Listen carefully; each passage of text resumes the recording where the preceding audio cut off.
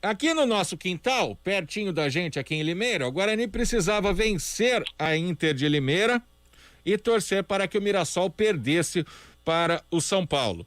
Nenhum dos dois aconteceu. O Guarani foi derrotado pela Inter por 1-0 e o Mirassol empatou com o São Paulo por 1-1. Por isso, a partida na quarta-feira, pelas quartas de final, vai acontecer em Mirassol às 9 horas da noite.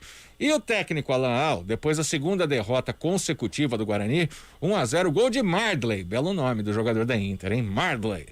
O técnico Alan Al já justificou as derrotas do Guarani pela concentração no jogo das quartas de final.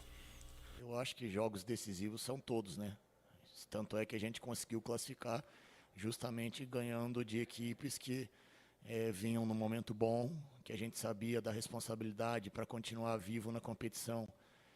Não teria outro resultado senão a vitória, e eu cito o exemplo aí do Santo André e do Novo Horizontino, mas eu não vejo assim o aspecto psicológico, e sim mais algumas falhas que a gente tem cometido, tanto ofensivamente e defensivamente, em termos de tomada de decisão, que tem custado os 3 pontos para nós, né? Tivemos a oportunidade aí de criar boas chances, de tomar algumas decisões mais simples na entrada da área, para servir o companheiro para que ele pudesse finalizar, e defensivamente algumas tomadas de decisões também mais simples poderiam resultar pelo menos no empate hoje. Mas a gente vai pensar agora exclusivamente no Mirassol, e esse jogo sim, é um jogo decisivo, é um jogo de mata, né, que vale aí uma passagem para a próxima fase, e o foco total a partir de agora é nessa partida.